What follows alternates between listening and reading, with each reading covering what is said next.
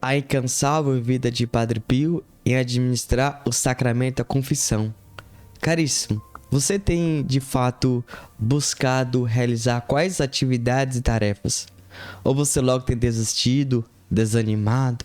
O que de fato você tem colocado como meta, como foco? Nós precisamos hoje refletir e pensar. Vamos ver de fato como era a vida de Padre Pio em administrar o sacramento da confissão?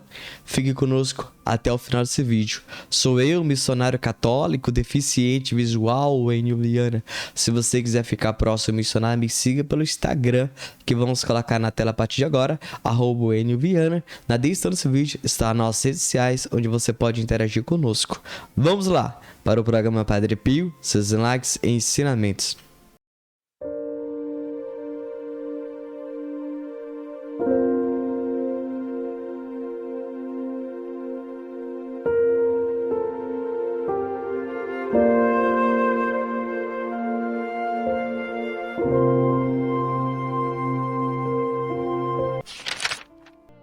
Após a missa, o Padre Pio deu maior importância ao ministério da confissão, onde obteve grandes frutos de conversão, desde 1918, quando a notícia de suas chagas foi divulgada.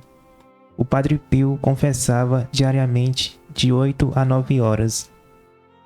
Já em 1919, no verão, os homens tinham que esperar de 10 a 15 dias para se confessar.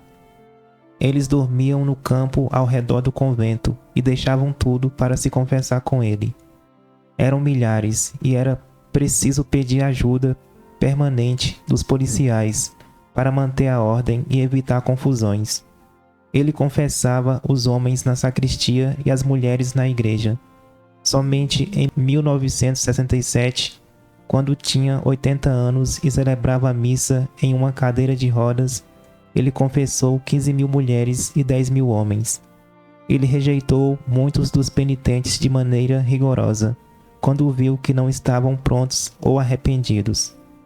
Um dia, uma jovem terciária franciscana, que ajudava a distribuir coisas aos pobres, encontrou um bom pedaço de pano, e como ela também precisava, guardou-o para si.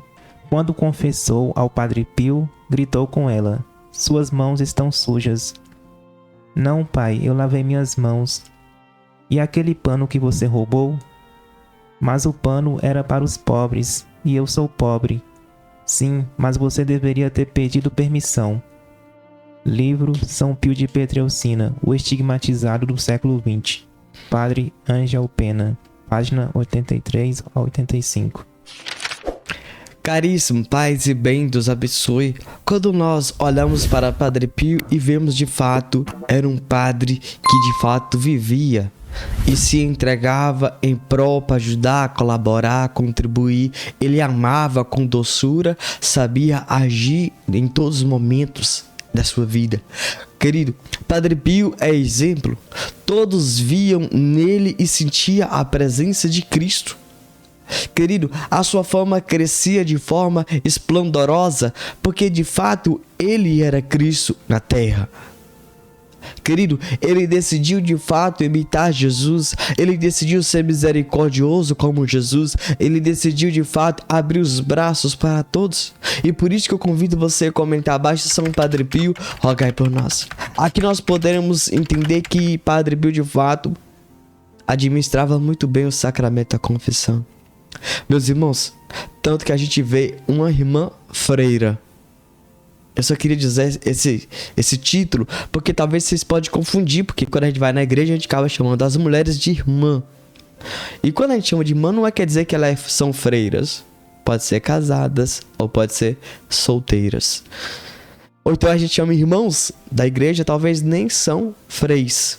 Ou talvez são solteiros ou casados. E essa irmã freira pegou um pano e guardou para si. Veja que Padre Pio diz para ela que está com as mãos sujas. Meus irmãos, nós precisamos olhar para dentro de nós e entender que se Padre Pio viu isso como um pecado, um santo, nós precisamos hoje olhar para dentro de cada um de nós e reconhecer que nós precisamos da misericórdia de Deus. E a gente muitas vezes buscamos continuar na vidinha de sempre. Eu tive a graça de me confessar esses dias com o meu pároco. E eu refletindo sobre a minha confissão, eu refletindo sobre os meus pecados, eu refletindo sobre as orações que ele me pediu para recitar. E quando eu estava rezando e eu estava pedindo Nossa Senhora em cada oração que me ajude a nunca mais cair e regredir, eu pensava muito em Padre Pio. Eu lembro que no sacramento da confissão eu falei: Padre Pio, que não seja o meu pároco agora ouvir minha confissão, mas seja você. Se eu estiver confessando errado, de qualquer jeito, despreparado, por favor, pare essa confissão. Não deixe que o padre de fato me dê a absolvição, não.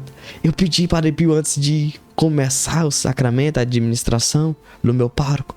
Querido, eu quero convidar vocês até essa experiência, a convidar Padre Pio de fato a entrar e participar da sua vida. A gente precisamos entender que os santos, ele pode participar, ele vai nos ajudar, ele vai contribuir, colaborar com a nossa conversão. Porque os santos é isso, querido. Não é somente milagres, porque o maior milagre é ele nos ajudar a ir para o céu, para o paraíso, porque nós somos apegados às coisas mundanas.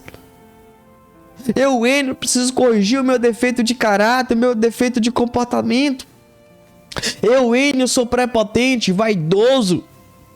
Então, você olha para dentro de você, você precisa dizer: eu preciso da intercessão de Padre Pio. Eu preciso da ajuda dele. Ele disse que ia fazer mais barulho depois de morto que vivo. E por isso nós temos que recorrer. Veja que tantas pessoas que ele ouvia em confissão, eu disse para ele: Padre Pio, participa desse sacramento agora. Me ajude a viver de fato. E agora eu estou pedindo para ele que ele me ajude a permanecer em estado de graça. E eu disse para ele: Padre, quando eu começar a querer ofender a Deus, me dê um tabefe na cara. Eu disse: Padre, fala alguém, manda alguém me avisar, me falar, para me tomar vergonha na cara e amar Jesus. Eu pedi Padre Pio para ele me ajudar a permanecer em estado de graça e santidade. E aqui, querido, querida, existe esse grande detalhe de a gente ser generoso com Deus. As pessoas muitas das vezes perguntam assim: mas Deus não nos ama por igual? Todo mundo ama, tanto que ele preparou o céu para todos. Mas se a gente for olhar, a generosidade de Padre Pio e a generosidade do miserável e do Enio é diferente. Muito diferente. Padre Pio se sacrificava, o medíocre do Enio jamais. Então, você pensa e reflete. A gente muitas das vezes: eu queria isso, eu queria aquilo. Veja a generosidade de Padre Pio e veja a generosidade do Enio. O Enio dá o que sobra. Padre Pio dava tudo. Você tem que pensar e refletir. Nós precisamos entender esse princípio. Por que Padre Pio acontecia tanta coisa com Padre Pio? Tantos milagres, curas, libertações. Por que Padre Pio tinha essa intimidade com Deus? Ele era generoso.